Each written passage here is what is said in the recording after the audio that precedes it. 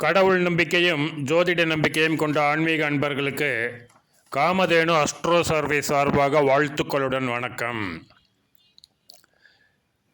எல்லா விதமான பிரச்சனையும் ஒன்றா சேர்ந்து தாக்கிட்டு இருக்கே அப்படின்னு கவலைப்படுபவர்களில் முதலிடம் வகிப்பது நம்ம சிம்மராசினர் தாங்க.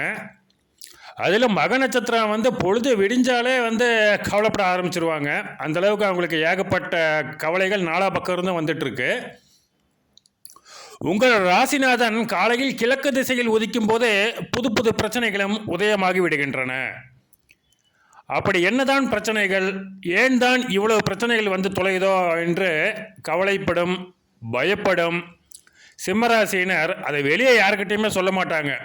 அவங்களோட ப்ளஸ் பாயிண்ட்டு இதுதான், மைனஸ் பாயிண்ட்டுமே இதுதான். ஏன்னா எப்போவுமே அவங்க அவங்களோட ஸ்டேட்டஸை விட்டு கொடுக்க மாட்டாங்க. சுயகௌரவம், தன்மானம் இதுக்கெல்லாம் எடுத்துக்காட்டே சிம்மராசினர் தான். அவங்களுக்கு உண்டான பில்டப்பை அடுத்தவங்க கொடுக்குறாங்களோ இல்லையா அவங்களே கொடுத்துக்குவாங்க. அதை மெயின்டைன் பண்ணிகிட்டே இருப்பாங்க. குப்புறா விழுந்தாலும் மீசையில் மண் ஓட்டல அப்படிங்கிறது சிம்மராசினரின் வாழ்க்கை தத்துவம். இப்போதைய சூழ்நிலையில் கோச்சாரப்படி சக்தி வாய்ந்த கிரகங்கள் எல்லாமே கொஞ்சம் சிக்கலான தொல்லைகளை கொடுக்கக்கூடிய ஸ்தானங்களில் பயணம் செய்து கொண்டுள்ளனர். சிம்மராசியினரின் முதல் பாவியான ராகு 7ஆம் இடமான களத்திரஸ்தானத்தில் உட்கார்ந்து மனைவி, நண்பர்கள், தொழில் பங்குதாரர்கள், உறவினர்கள் வகையில் புதிய புதிய பிரச்சனைகளை கொண்டு குவிப்பார். அதுவும் முக்கியமாக இந்த கணவன் மனைவி சண்டைகள் கொஞ்சம் அதிகமாக தாங்க இருக்கும். இது வரைக்கும் இருந்த சண்டைகளை விட இப்போ சண்டை காட்சிகள்லாம் ரொம்ப பயங்கரமாக இருக்கும்.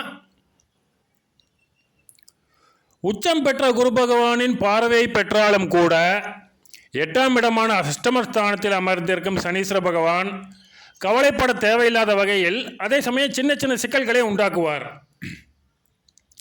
வண்டி ஓட்டும் போது பெட்ரோல் தீர்ந்து போகிறது, டயர் பஞ்சர் ஆகிறது, இதெல்லாம் இந்த சின்ன சின்ன பிரச்சனைகள் அப்படிங்கிற கணக்கில் வந்துடும். அதில் ஏதோ உங்களுக்கு நஷ்டம் எதுவும் இல்லைனாலுமே ஒரு அவசரம் எங்கேயுமே போக முடியாது, சில அந்த டைம் மெயின்டைன் பண்ண முடியாது, அது மாதிரி மனக்குழப்பங்களை அதிகரிக்கக்கூடிய சில பிரச்சனைகளை சனீஸ்வர பகவான் உண்டாக்குவார். அதிலே முக்கியமாக ஜலதோஷம், சைனஸ் போன்ற நீர் சம்பந்தப்பட்ட அடிப்படை உடல் உபாதைகள் அவ்வப்போது போகும். மதுபானம் மருந்தும் சிம்மராசி மகான்கள் ரொம்ப ஜாக்கிரதையாக இருக்கணுங்க. குரு பகவான் உச்சம் பெற்றாலும் விரயஸ்தானத்தில் அமர்ந்துள்ளார் என்பதை நீங்கள் ஞாபகம் வைத்துக் கொள்ள வேண்டும். தண்ணீர் சம்பந்தமான பிரச்சனைகள், தண்ணீரில் கண்டங்கள் என்பது இப்போது உங்களுக்கு அதிகப்படியான உண்டாகக்கூடிய சூழ்நிலையில் நீங்கள் உள்ளீர்கள். புத்திரகாரகன் மட்டுமல்லாது புத்திரஸ்தானமாகிய 5ஆம் இடத்துக்கும் அதிபதியான குரு பகவான் 12ஆம் இடமான விரயஸ்தானத்தில் முக்கியமாக 5க்கு 8 மறைவது குழந்தைகள் சம்பந்தப்பட்ட மனக்குறைகளையும் மனக்குழப்பங்களையும் அதிகமாக்கும்.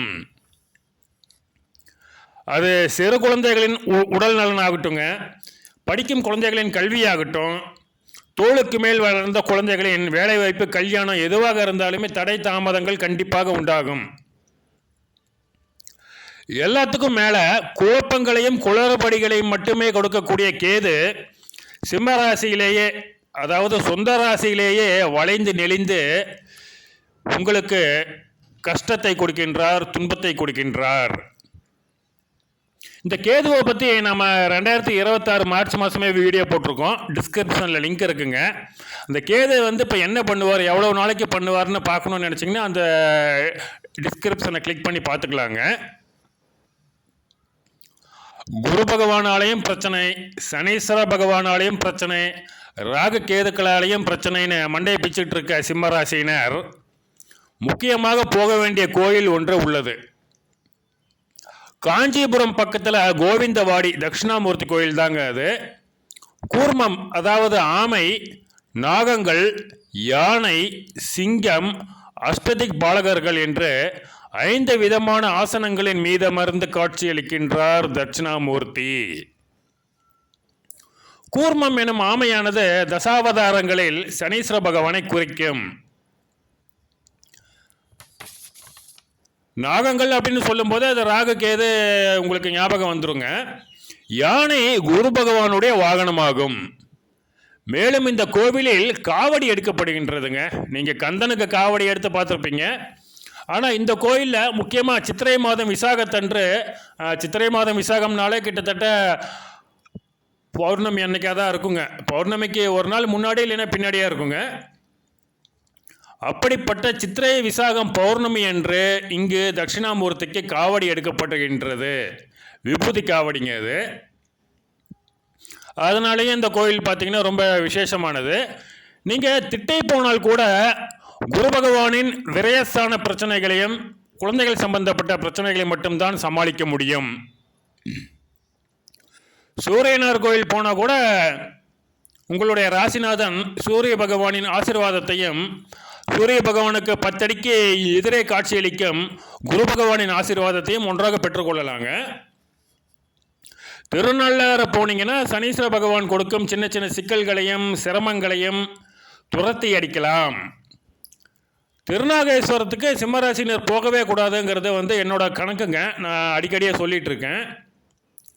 அதனாலேயே நாலா பக்கத்திலிருந்தும் பிரச்சனைகளை கொடுக்கக்கூடிய குரு பகவான், சனீஸ்வர பகவான், ராகு கேது கிட்டேருந்து நீங்கள் தப்பிக்கணும்னா கண்டிப்பாக கோவிந்தவாடி கோவிலுக்கு செல்ல வேண்டியது அவசியமுங்க. ஏன்னா குரு பகவானோட வாகனமாகிய யானை, ராகு கேதுக்களை குறிக்கும் நாகங்கள், சனீஸ்வர பகவானின் தசாவதாரமான கூர்மம் ஆமை மற்றும் சிங்கம் அஷ்டதிக் பாலகர்கள் மீது அமர்ந்து அருள்பாலிக்கும் தட்சிணாமூர்த்தியை நீங்கள் கோவிந்தவாடி கோவிலில் காணலாம்.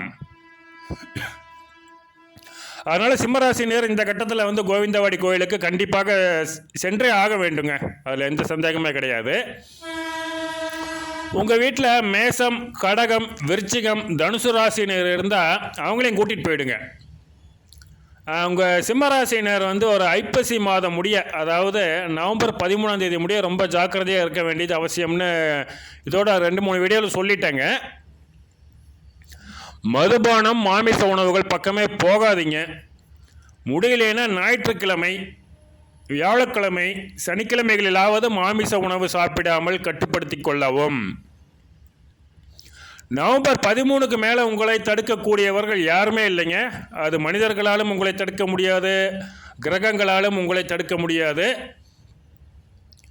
ஆனால் அதுக்கு முன்னாடி ஒரு நவம்பர் 13ஆம் தேதி வரைக்குமாவது நீங்கள் கொஞ்சம் இந்த மதுபானம், மாமிசம் சாப்பிடாம முடிஞ்ச அளவுக்கு வியாழக்கிழமைகள், சனிக்கிழமை, ஞாயிற்றுக்கிழமைகளில் அசைவம் சாப்பிடாமல் இருந்து வந்தீர்கள் என்றால் கண்டிப்பாக கோவிந்தவாடி கோவிலுக்கு, தட்சிணாமூர்த்தி கோவிலுக்கு என்றாவது ஒரு நாள், அது ஞாயிற்றுக்கிழமையோ இல்லை வியாழக்கிழமையோ போயிட்டு வந்தீங்கன்னா சிம்மராசினருக்கு இந்த சின்ன சின்ன சிக்கல்களும், சின்ன சின்ன பிரச்சனைகளும், சின்ன சின்ன உடல் உபாதைகளும் நிச்சயமாக விலகும். நன்றி.